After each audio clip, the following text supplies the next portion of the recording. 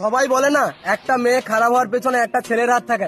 আমি তো বলবো একটা লয়াল মেয়ে খারাপ হওয়ার পেছনে তার 12 ভাতারি খানকি মাগি বান্ধবীর হাত থাকে।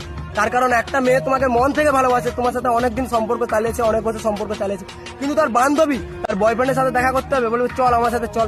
যে বলবে আমার বয়ফ্রেন্ডের সাথে যে ছেলেটা এসেছিল ওর সাথে প্রেম করবি, আমার একটা বন্ধু আছে তার সাথে প্রেম করবি, আমার এর সাথে প্রেম করবি, আমার বালের সাথে প্রেম করবি, সব সময় তাকে অ্যাপ্রোচ করতেই থাকে। বলবে আমি তো 4 জনের সাথে চলে যাচ্ছি, কোথায় কিছু হচ্ছে না। আরে তোর বয়ফ্রেন্ড কিছু জানতেই পারবে না, দুদিন কথা বলে দেখ, যদি না ভালো লাগে কথা বলতে হবে না। তোর বয়ফ্রেন্ডকে কে বলতে যাচ্ছে, তোর বয়ফ্রেন্ডের ঘর তো অনেক দূরে, সে তো জানতেই পারবে না।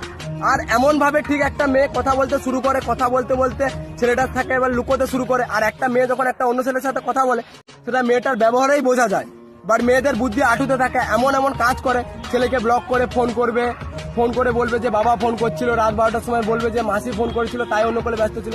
যে ছেলেটার কাছেও মেয়েটা ধীরে ধীরে খারাপ হয়ে যায়, যে ওই মেয়েটা যেই ছেলেটাকে ভালোবাসতে হবে সেই ছেলেটাকেই শত্রু ভাবতে শুরু করে।